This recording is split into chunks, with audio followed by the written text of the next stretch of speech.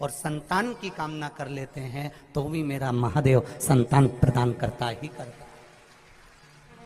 पर ये जो क्रम किया जाता है ये केवल बैसाख के महीने में ही किया जाता है, इसके सिवाय इसको आप अन्य महीनों में नहीं कर सकते, केवल एक बैसाख में। जब बैसाख का महीना आए ना,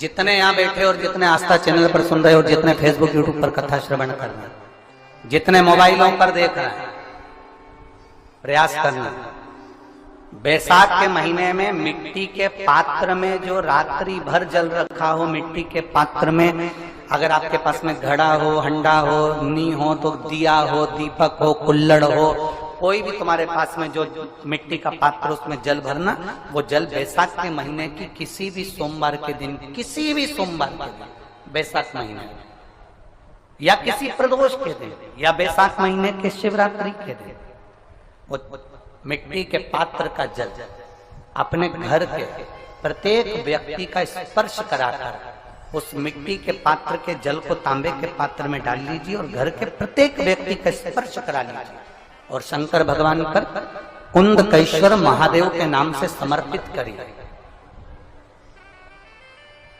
कुंदकेश्वर महादेव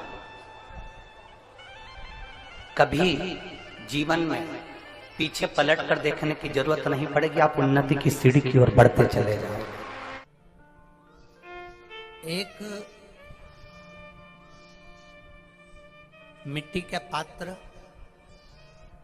उस मिट्टी के पात्र के ऊपर एक तांबे का पात्र। अब जरा माताएं बड़ा ध्यान लगाकर सुनिएगा, कथा चूके ना, आपको 10 जगह जाकर सिर नवाने की जरूरत ना पड़े, एक महादेव के चरणों से ही आपका आनंद सुख प्राप्त हो जाए। एक मट्टी का पात्र, और मट्टी का अगर कोई कलश है छोटा सा, उस कलश के ऊपर तांबे का कलश,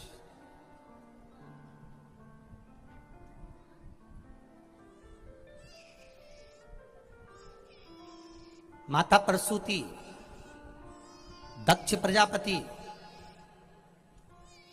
और माता वीरणी, इन तीनों का स्मरण कर कर जो बड़ के पेड़ के नीचे जो शिवलिंग हो, बड़ के पेड़ के नीचे जो शिवलिंग विराजमान हो, चाहे वो ओटले पर हो, चाहे वो पत्थर का हो, चाहे वो सीमेंट का हो, चाहे वो कंकर का हो, चाहे वो मार्बल का हो, चाहे वो जिस भी चीज का हो, बड़ के पेड़ के नीचे जो शिवलिंग हो उसमें सीधे जब आप कलश लेकर जाएंगे तो मिट्टी का पात्र, उसके ऊपर तांबे का पात्र भरा हुआ, दोनों को एक साथ पकड़ कर ले जाएंगे। पर जब आप शिवलिंग पर दक्ष प्रजापति, प्रसूति और वीरणी, इन तीनों का नाम लेकर सीधे हाथ में मट्टी का पात्र और उल्टे हाथ में तांबे का पात्र लेकर धीरे धीरे शिवलिंग पर जल समर्पित करेंगे और उस जल का पान उसी बट वृक्ष के नीचे दोनों पति पत्नी अगर पान कर लेते हैं और संतान की कामना कर लेते हैं तो भी मेरा महादेव संतान प्रदान करता ही करता। पर ये जो क्रम किया जाता है ये केवल बैसाख के महीने में ही किया जाता है, इसके सिवाय इसको आप अन्य महीनों में नहीं कर सकते, केवल एक बैसाख में। और हम तो कहेंगे बैसाख महीने की जब शिवरात्रि आए या बैसाख महीने में अष्टमी तिथि आ जाए या बैसाख महीने में सोमवार का दिन पड़ी जाए तो प्रयास करना कि आप संतति के लिए, संतान के लिए आप ये प्रयोग कर सकें, शिव तत्व की प्राप्ति के बेलपत्री के वृक्ष के नीचे उसके प्राण छूटे।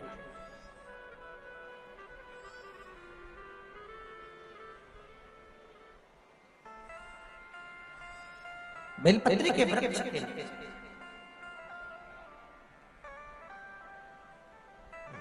बैसाख के महीने में पीपल के वृक्ष के नीचे, बेलपत्री के वृक्ष के नीचे, तुलसी के पौधे के नीचे, आंवले के नीचे, बट वृक्ष के नीचे शमी वृक्ष के नीचे जल चढ़ाने का महत्व हमारे यहाँ बैसाख शिवरात्रि शिव महापुराण में मिलता है।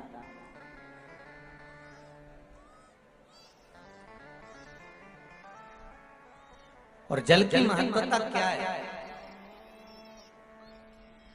महाराज?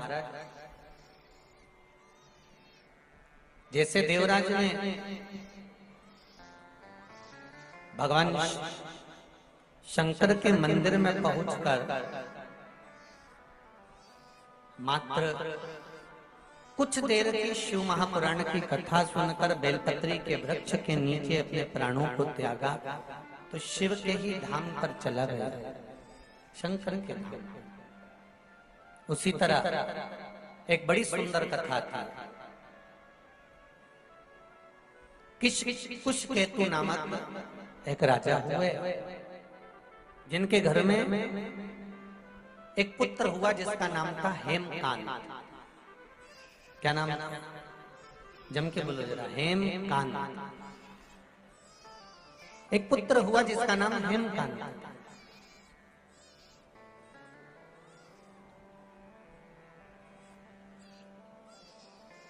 अब हेमकांत जो था वो बड़ा प्रबल वीर था, उसके पास में बहुत सारे अस्त्र शस्त्र विद्या सारा ठाट उसके पास में।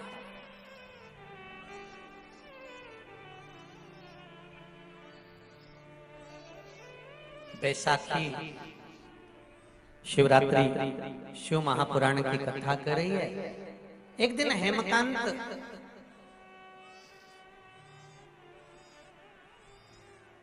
एक हिरण को मारते समय, मृगा करते समय जाते जाते जाते जाते घोर जंगल में पहुंच गए।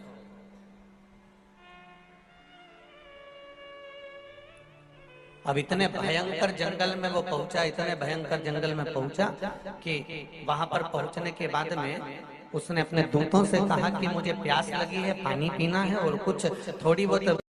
आज भी हमारे यहाँ शंकर भगवान का प्रमाण है, जिस नारी के गर्भ गिर जाता हो, जिस नारी के संतान नहीं हो पा रही हो, जिस नारी को बच्चे नहीं होते हो, या बार बार गर्भ गिर रहा हो, या डॉक्टर कह दिया कि नाल में बच्चा लपटा हुआ है, कुछ मत करो, एक श्रीफल उस पर एक वस्त्र लपेट कर भगवान शंकर को उस नारी का नाम और गोत्र लेकर समर्पित कर दो, आखा की आखा उस नारी का जापा आराम से होता है।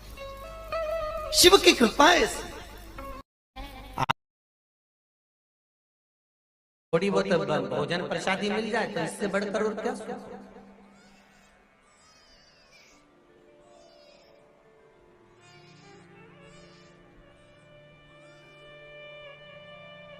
जाओ जरा भोजन की व्यवस्था देखिए, पानी की व्यवस्था देखिए।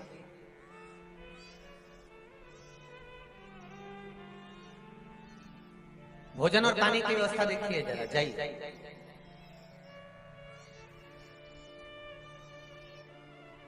बैसाख का महीना अगर किसी को एक गिलास पानी भी पिलाने का मौका मिल जाए ना, तो समझ लेना कि तुमने गंगा जी की 100 डुबकी लगा। मैं बहुत बहुत धन्यवाद दूंगा। मेरे पास कोई लिस्ट वगैरह तो आई नहीं है कि कोई संस्था किस प्रकार की सेवा कर रही है, पर फेसबुक पर मैंने पढ़ा था, कोई हमारे आकाश जी और कुणाल जी मेरे को पढ़ा रहे थे, तो कहा गुरुदेव एक 24 ब्राह्मण समाज और एक दामोदर दर्जी समाज, इन दोनों ने अपने अपने भवनों को, स्कूलों को खुलवा दिया और जहां पर बाहर से आए हुए मेहमानों के लिए भोजन की, नाश्ते की और जाने और आने की व्यवस्था तक गाड़ी लगवाई। मैं धन्यवाद, बहुत बहुत साधु,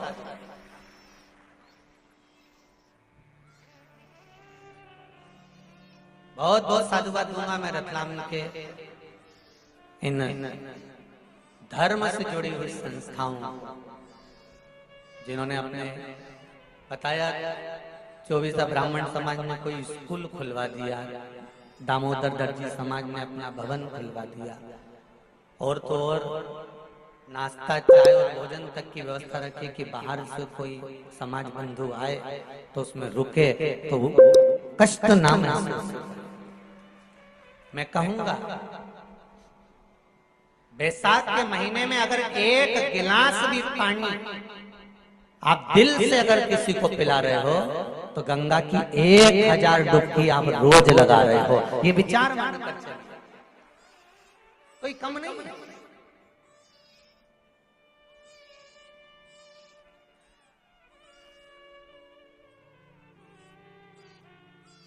किसी न किसी रूप में हम जब भगवान के प्रति समर्पित होते हैं, हमारा समर्पण जब भगवान के प्रति होता है, हमारा समर्पण भाव जब भगवान के प्रति होता है तो उसका सुख हमें मिलता जरूर है।